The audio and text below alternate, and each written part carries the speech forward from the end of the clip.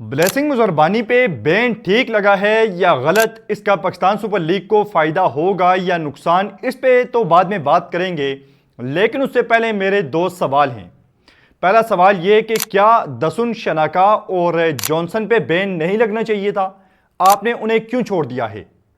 और अगर यहां पे बैन ही हमारा जो है वो हम लगा के हल निकालेंगे तो क्या लॉन्ग टर्म में पाकिस्तान सुपर लीग को इसका फायदा होगा या नुकसान? और पाकिस्तान सुपर लीग कैसे जो है वो आईपीएल के साथ बार बार क्लैश करते हुए आगे चल सकेगी?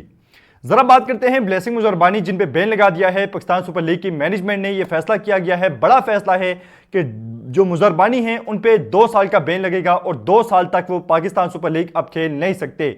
मुजरबानी पाकिस्तान सुपर लीग छोड़ के केकेआर की टीम में गए मुस्तफिजुर रहमान की रिप्लेसमेंट के तौर पे। अब तक 2 मैचेस खेले हैं, 4 विकेट्स लिए हैं और रिकॉर्ड बड़ा ही शानदार था उनका टी20 वर्ल्ड कप में भी। और उसी को देखते हुए यहां पे जब मुस्तफिजुर रहमान को निकाला गया तो वहां से डायरेक्ट पिक कर लिया गया मुजरबानी को, और मुजरबानी ने बगैर सोचे समझे डायरेक्ट हाँ कर दी। और हाँ करनी भी थी उन्होंने, क्योंकि वहां पे आईपीएल में हम कितनी बार ये बात कर चुके हैं कि सिर्फ एक आईपीएल नहीं है बल्कि और बहुत सी लीग्स हैं जिन्हें ऑन करते हैं इंडियंस, और उसका फायदा फिर प्लेयर्स को लॉन्ग टर्म में होता है। एक लीग नहीं खेलते वो 3 से 4 लीग्स उन्हें मिल जाती हैं। उसके बाद जो यहां पे चीज ये है कि पाकिस्तान की जो मैनेजमेंट है, सुपर लीग की मैनेजमेंट या पाकिस्तान क्रिकेट बोर्ड जो है, उसे कोई क्लैरिटी नहीं है कि हमने लॉन्ग टर्म में कैसे चीजों को लेके चलना है। मुजरबानी पे बैन लगा दिया है लेकिन स्पेंसर जॉनसन पे बैन नहीं लगाया, ना ही दसुन शनाका पे।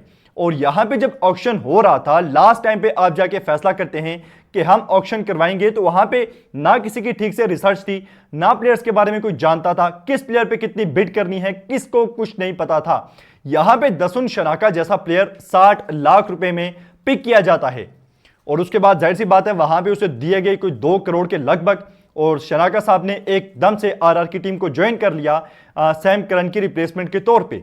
और उसके बाद अभी तक दसुन शनाका मैच नहीं खेला, बेंच पे बैठा हुआ है। ना ही स्पेंसर जॉनसन खेला है, दोनों बेंच पे बैठे हुए हैं। लेकिन इसके बावजूद उन्होंने जो है वो पिक किया है आईपीएल को। और मैं आपको बता दूं कि ये आज नहीं, आप 1 साल बाद, 2 साल बाद, 3 साल बाद भी अगर कोई और प्लेयर होगा जो इस टाइम जो है वो डोमिनेट कर रहा होगा वर्ल्ड क्रिकेट में, तो वो आईपीएल को ही चुनेगा, पाकिस्तान सुपर लीग को मुंह उसने नहीं लगाना। और ये इसलिए है कि वहां पे एक तो अपॉर्चुनिटीज ज्यादा हैं, माहौल ज्यादा अच्छा है क्रिकेट का, बड़े प्लेयर्स वहां पे होते हैं, पैसा वहां पे ज्यादा है, स्पॉन्सर्स वहां पे प्लेयर को ज्यादा मिलता है, फैन फॉलोइंग प्लेयर्स को वहां पे ज्यादा मिलती है, हर तरह से प्लेयर्स का वहां पे फायदा है। आप मिसाल देख लें कि मैं एक चीज देख रहा था कि कल जो इंडियन एक बॉलर है हिंगी या इस तरह से, उसने उसके फॉलोअर्स कोई 1000 के लगभग थे, और जैसे ही उसने कल जो है वो सूर्यवंशी और बाकी आरआर बैटर्स को आउट किया तो चंद घंटों में उसके फॉलोअर्स 1 लाख से ऊपर हो गए। और वहां पे हमारा जो समीर मिन्हास है, कितने टाइम से परफॉर्मेंसेस दे रहे हैं समीर मिन्हास, कितने मैचेस से, लेकिन अभी तक उसके 1 लाख फॉलोअर्स मुकम्मल नहीं हुए।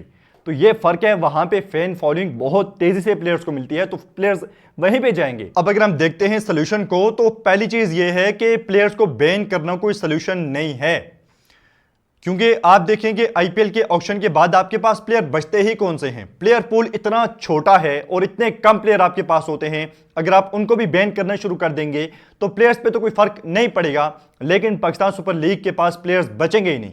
अभी आप देख लेंगे 8 टीम्स हैं, लेकिन क्वालिटी ऑफ प्लेयर्स बिल्कुल नहीं है, बहुत कम क्वालिटी के प्लेयर्स आपको नजर आएंगे 8 टीम्स में, प्लेयर पूरे ही नहीं हो रहे। और जब आप प्लेयर्स को बैन करेंगे तो उसके बाद फिर लॉन्ग टर्म में पाकिस्तान सुपर लीग को ही नुकसान होगा। और यहां पे जो आपने बैन करना भी है, आप पहले कोई अपने एग्रीमेंट में चीजें शामिल करें। जैसे अब आईपीएल में जो प्लेयर्स जाते हैं उन्हें पहले ही पता है कि अगर हमने यहां से पुल आउट किया तो हमें बैन का सामना करना पड़ेगा। लेकिन अब भी पाकिस्तान सुपर लीग में जो प्लेयर्स आते हैं उन्हें पता ही नहीं है कि अगर हमने यहां से नाम विड्रॉ करा लिया तो हमारे पे क्या जो है वो पेनल्टी लगेगी या क्या नुकसान हमें होगा। ये चीजें आपको एग्रीमेंट के टाइम क्लियर करनी चाहिए और एग्रीमेंट का हिस्सा बनाना चाहिए, तब जब आप आईपीएल और पीएसएल एक साथ हो रहे हैं। पहली चीज तो ये है। अब दूसरी चीज ये है कि आईपीएल और पीएसएल एक विंडो में कराना इस टाइम अपने पांव पे कुल्हाड़ी मारने वाली बात है। आप आईपीएल के साथ मुकाबला नहीं कर सकते, ये बात आपको मान लेनी चाहिए। और आप वैसे ही अपने आप को जो है वो वही बात है कि कुल्हाड़ी मार रहे हैं अपने पाँव पे सेम विंडो में करवा के, और जब भी प्लेयर को जो है वो मौका मिलेगा यहाँ पे आईपीएल और पीएसएल के दरमियान किसी एक को चुनने का, तो वो आईपीएल को चुनेगा। बेशक वहां पे उसे मैचेस नहीं मिल रहे, लेकिन पैसा तो मिल रहा है और वहां पे बेंच पे बैठ के वो यहां से ज्यादा पैसे बना रहा है। मैच फीस उसे वहां पे मिल रही है। तो चीज ये है कि यहां पे पाकिस्तान सुपर लीग की मैनेजमेंट को सोचना पड़ेगा। पहली चीज तो यह है कि अपना जो शेड्यूल है वो ठीक करें, आईपीएल के साथ क्लैश ना करें और अपना शेड्यूल वक्त पे जारी करें, चीजें पहले से तैयार करें। यहां पे तो लास्ट टाइम पे डिसीजन हो रहे होते हैं और उसके बाद भी जो डिसीजन होता है वो भी कोई हतमी डिसीजन यहां पे नहीं होता। अगले दिन क्या फैसला हो जाए, कैसे यू टर्न ले लिया जाए, किस चीज से एकदम वापस पीछे हो जाती है पाकिस्तान सुपर लीग की मैनेजमेंट, यू टर्न ले लेती है। तो यहां पे इन चीजों का पाकिस्तान सुपर लीग को नुकसान हो रहा है।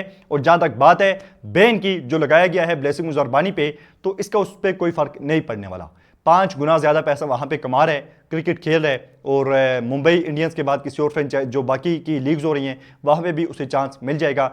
लेकिन नुकसान हो रहा है पाकिस्तान सुपर लीग का, अगर आप बैन करते हैं तब भी, नहीं बैन करते तब भी।